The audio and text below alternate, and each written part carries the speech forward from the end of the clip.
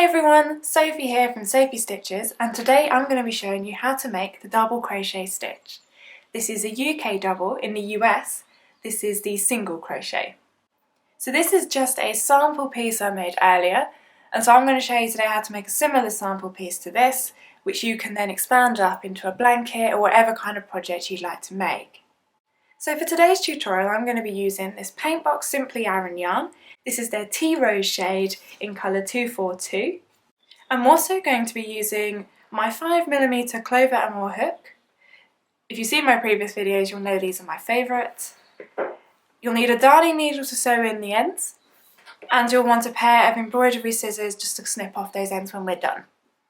So let's get started. So to start with, we're going to make our slip knot. There's a few ways you can do this. This is just how I prefer to do it. So I drape the yarn over my first finger like so. I then take the long strand of yarn, crossing that over that first loop, like so. I'm then going to take up that first loop and I'm going to put it over my back loop and pull that back loop through. And there we've made our slip knot.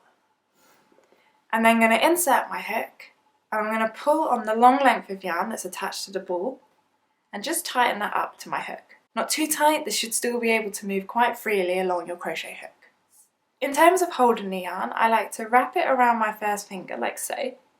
I then drape the yarn over my palm and then tuck it between my little finger and my ring finger. This is just how I like to maintain an even tension whilst I'm working my crochet stitches. You may find a better way of holding the yarn that better suits you and how to keep your tension.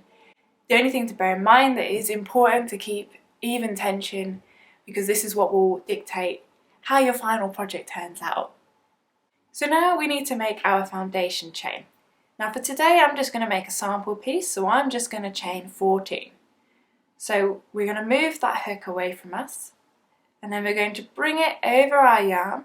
So you'll often see in patterns it's referred to as yarn over.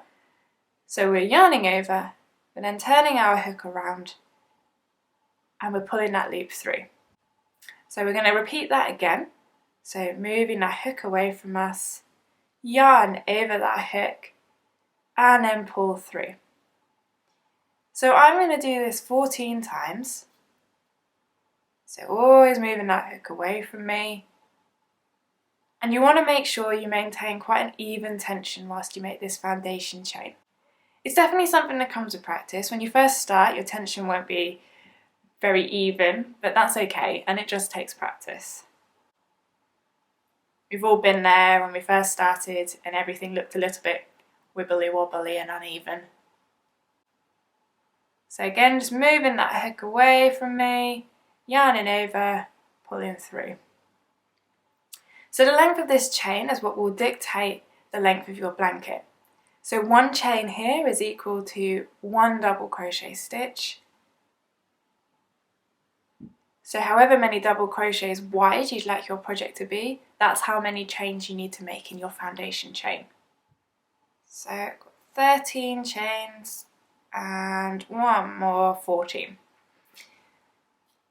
So if you want to go ahead and pause the video and make your foundation chain however long you'd like it to be for your project, remembering that the length of this chain will determine the width of your project if you're making a blanket. And then I'll show you what to do next. Alright, so with your foundation chain made, what you need to do is just make one more additional chain. And this is what will be our first double crochet stitch in row 2. So this is what your foundation chain will look like, and what we're going to do is we're going to work into the second stitch of that chain. So this is the first stitch, and this will be the second stitch from your hook. Now you can work underneath just this top loop here, so it's just that single loop, but I actually prefer to work my stitches underneath both of these loops. So you'll see, if you look closely, there's an additional loop here in that chain, and if I work underneath that, I'm actually working underneath both loops of my chain stitch. It's just a matter of personal preference. I just think it makes your first row look neater if you work underneath both loops of that foundation chain.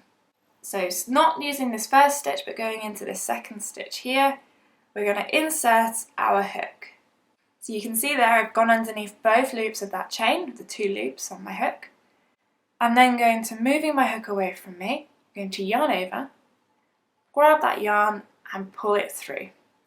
So now I have 2 loops on my hook. I'm then going to yarn over again, and I'm going to pull through both of those loops. And there we've made our first double crochet stitch. So we're going to repeat this, and we're going to work into the very next stitch along that chain. So again, inserting our hook underneath both of those loops, yarning over, pulling through with 2 loops on our hook, and then once more yarn over and pull through all 2. And then again, so working into that next stitch, insert underneath both loops, yarn over, pull through, yarn over, pull through 2, and we're going to keep doing this. So inserting, yarn over, 2 loops on that hook, yarn over, pull through, and we can see the first row is starting to build. So again, inserting, pulling through, yarn over, pull through both of those loops, insert, yarn over, pull through, yarn over, pull through 2, insert, yarn over, pull through. You also want to be very careful, so when you're inserting your hook you don't want to split the yarn, you don't want to insert it between the strands of yarn, you want to make sure you're going underneath that whole piece of yarn. So yarn over, pull through, yarn over, pull through 2.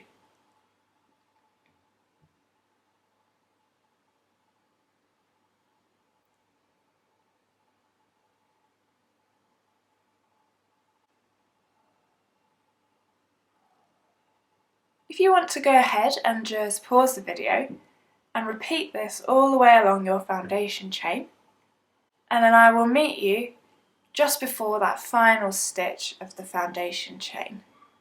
So now I'm just on my penultimate stitch, so I'm just going to continue working those double crochets, inserting under both loops, yarn over, pull through, yarn over, pull through both loops. And then final stitch is the same, so insert under both loops, yarn over, pull through, yarn over, pull through 2. And there we have our first row. Don't worry if it's a little bit curly, it will be. It will straighten out and flatten out as you continue making more rows. So to start row 2, what we're going to do is we're going to chain 1.